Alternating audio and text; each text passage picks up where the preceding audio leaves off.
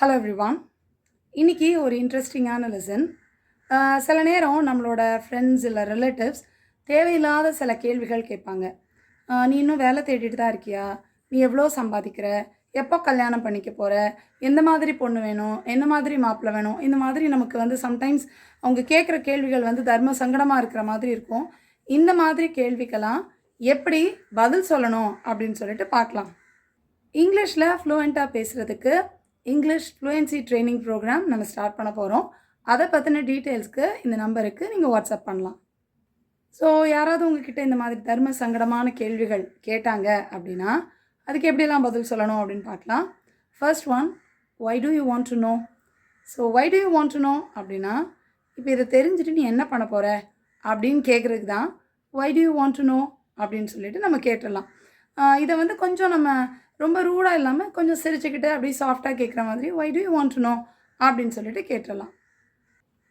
Next one, சில நேரம் சில பேர் கேட்குற கேள்விகளை அதை பற்றி நமக்கு பேசவே விருப்பம் இல்லாத ஒரு விஷயமா இருக்குது அப்படின்னா அதுக்கு I don't want to talk about this அப்படின்னு சொல்லிட்டு சொல்லிடலாம். எனக்கு இதை பேசுகிறதுல விருப்பம் இல்லை அப்படின்னு சொல்கிறதுக்கு I don't want to talk about this அப்படின்னு சொல்லிட்டு சொல்லிடலாம்.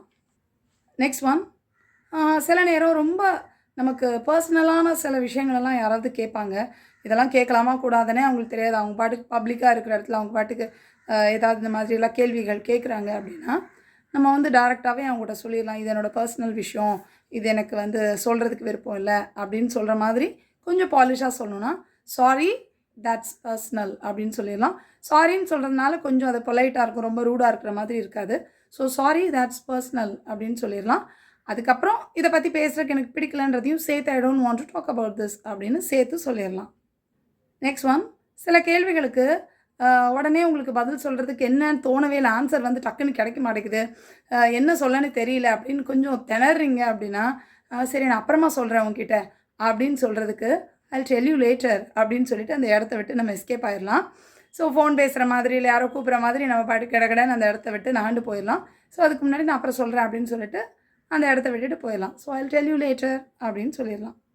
நெக்ஸ்ட் ஒன், வேறு எப்படி ஆன்சர் சொல்லலாம் அப்படின்னா தட்ஸ் கான்ஃபிடென்ஷியல் அப்படின்னு சொல்லலாம். கான்ஃபிடென்ஷியல் அப்படின்னாலே ரொம்ப ரகசியமானது, வெளியே சொல்லக்கூடாதது அப்படின்ற விஷயத்தை தான் கான்ஃபிடென்ஷியல் அப்படின்னு சொல்லிட்டு நம்ம சொல்லுவோம்.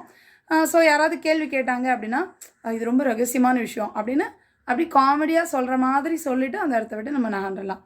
ஸோ தட்ஸ் கான்ஃபிடென்ஷியல் அப்படின்னு சொல்லிட்டு சொல்லிடலாம்.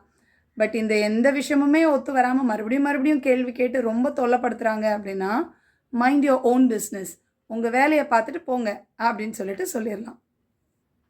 ஸோ இங்கிலீஷ் கற்றுக்கிற உங்கள் ஃப்ரெண்ட்ஸ் அண்ட் ஃபேமிலி மெம்பர்ஸ்க்கு இந்த மாதிரியான வீடியோஸ் எல்லாம் கண்டிப்பாக ஷேர் பண்ணுங்கள். இதெல்லாம் உங்களுக்கு ரொம்பவே ஹெல்ப்ஃபுல்லாக இருக்கும். I will meet you in the next lesson. Thank you. Bye.